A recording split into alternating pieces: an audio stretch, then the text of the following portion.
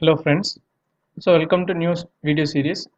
So இந்த video சீரிஸ்ல வந்து நம்ம என்ன பார்க்க போறோம் அப்படின்னு கேட்டிங்கன்னா, ஸோ காட்லின் யூஸ் பண்ணி ஆண்ட்ராய்ட் ஆப்ஸ் வந்து எப்படி டெவலப் பண்ணுறது அப்படிங்கிறத நம்ம பேசிக்லேருந்து பார்க்க போகிறோம்.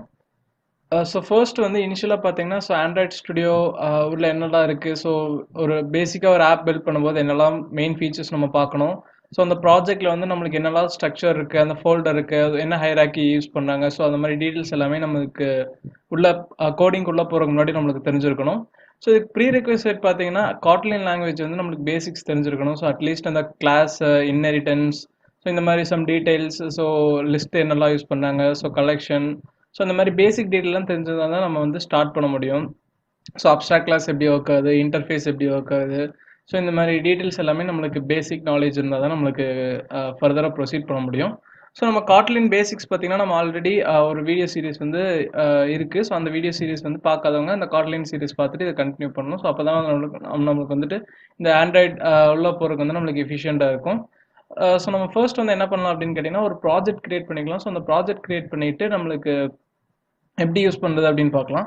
ஸோ அதுக்கு முன்னாடி இந்த ஆண்ட்ராய்ட் ஸ்டுடியோ இன்ஸ்டாலேஷன் பார்த்தீங்கன்னா ரொம்பவே சிம்பிளாக தான் இருக்கும். ஜஸ்ட் நீங்கள் ஆண்ட்ராய்ட் ஸ்டுடியோ டவுன்லோட்ஸ் அப்படின்னு கொடுத்தீங்கன்னா ஃபர்ஸ்ட் லிங்க் அந்த அஃபிஷியல் லிங்க்ல உள்ள போனீங்கன்னா .exe ஃபைல் இருக்கும். ஸோ அந்த exe ஃபைல் டேரெக்டாக டவுன்லோட் பண்ணிட்டு ரன் பண்ணிக்கலாம். சேம் ப்ரொசீஜர் தான் நம்ம மேக்குக்கும். ஸோ இன்ஸ்டாலேஷன் பார்த்தீங்கன்னா ரொம்பவே சிம்பிளாக தான் இருக்கும். பட் பார்த்தீங்கன்னா கொஞ்சம் டைம் எடுக்கும்.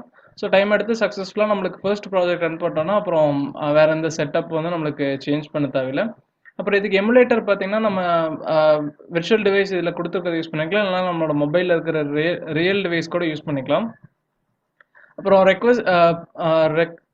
ரேம் பார்த்தீங்கன்னா நம்மளுக்கு அட்லீஸ்ட் ஒரு 8 GB இருந்தால் நம்மளுக்கு ஸ்மூத்தாக இருக்கும். ஸோ அந்த ஸ்லோ இல்லாமல் ப்ராஜெக்ட் பில்ட் ஆகிறதுலாம் கொஞ்சம் ஃபாஸ்ட்டாக இருக்கும். ஸோ அதே மாதிரி எமுலேட்டர் ரன் பண்ணும்போது பார்த்தீங்கன்னா அந்த 8 GB கம்மியாக இருந்துச்சுன்னா ரொம்பவே நம்மளுக்கு சிஸ்டம் ஸ்லோவாக இருக்கும். ஸோ மெமரி கொஞ்சம் கம்மியாக இருக்க கேஸில் வந்துட்டு எமுலேட்டர் யூஸ் பண்ணாமல் நம்ம ரியல் டிவைஸில் வந்து யூஎஸ்பி டீபக்கிங் யூஸ் பண்ணி நம்ம கனெக்ட் பண்ணிக்கலாம். ஸோ அதை எப்படி யூஸ் பண்ணுறது அப்படிங்கிறது ஃபுல்லாகவே சொல்கிறேன். ஸோ ஃபர்ஸ்ட் இந்த வீடியோவில் என்ன பார்க்கலாம் அப்படின்னு பார்த்தீங்கன்னா, ஸோ ஒரு ஆண்ட்ராய்டு ஆப் வந்து நம்ம பேசிக்காக ஒரு புது ப்ராஜெக்ட் கிரியேட் பண்ணும்போது அதில் என்னெல்லாம் இருக்கும், ஸோ என்னெல்லாம் ஃபைல் நம்மளுக்கு தெரிஞ்சிருக்கணும் அப்படிங்கிறத நம்ம ஃபர்ஸ்ட் வீடியோவில் வந்து நம்ம பார்ப்போம்.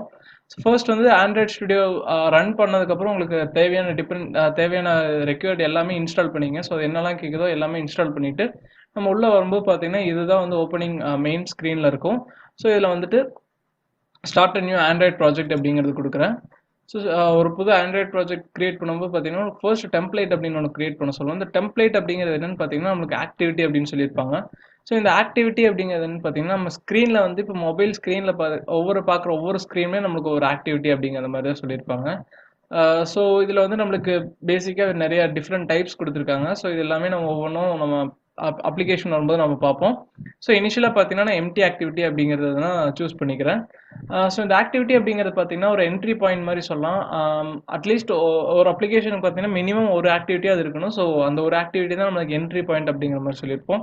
ஸோ அது லான்ச்சர் ஆக்டிவிட்டி அப்படின்னு சொல்லுவாங்க. ஸோ எந்த ஆக்டிவிட்டி நம்ம இனிஷியலாக கிரியேட் பண்ணுவோமோ ஸோ அந்த ஆக்டிவிட்டி வந்து லான்ச்சர் ஆக்டிவிட்டி அப்படின்னு சொல்லியிருப்பாங்க. ஸோ இங்கே வந்து ப்ராஜெக்டோட நேம் வந்து நம்ம கொடுக்குறோம்.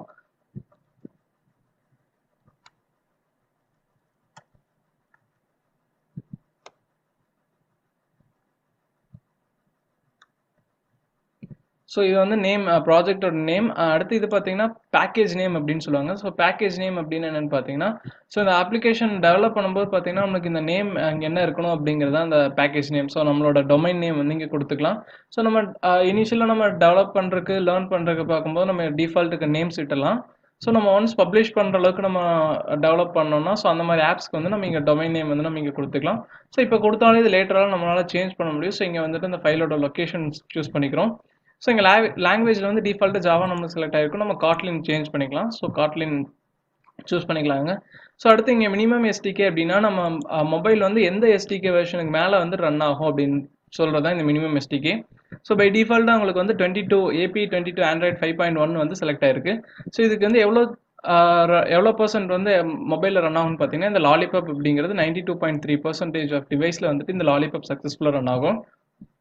ஸோ இதுக்கு என்ன மீனிங் அப்படின்னு கேட்டிங்கன்னா, ஸோ இப்போ வந்து நீங்கள் இந்த வெர்ஷன் சூஸ் பண்ணிட்டு ஒரு அப்ளிகேஷன் டெவலப் பண்ணுறீங்க. ஸோ உங்கள் யூசர் வந்து 5.1க்கு கீழே இருக்காங்கன்னா உங்கள் அப்ளிகேஷன் வந்து அந்த மொபைலில் வந்து ரன் ஆகாது. ஸோ இதே அதுக்கு மீனிங். ஸோ இதுக்கு நம்ம என்ன வேணாலும் சூஸ் பண்ணிக்கலாம். ஸோ லேட்டஸ்ட் வெர்ஷன் சூஸ் பண்ணிங்கன்னா உங்களுக்கு 8.2% டிவைஸில் தான் வந்து ரன் ஆகும். ஏன்னு கேட்டிங்கன்னா நிறைய பேர்த்துட்டு இந்த ஆண்ட்ராய்ட் 10 வெர்ஷன் வந்து நம்ம அப்கிரேட் பண்ணியிருக்க மாட்டாங்க. பழைய மொபைல் இருக்கவங்க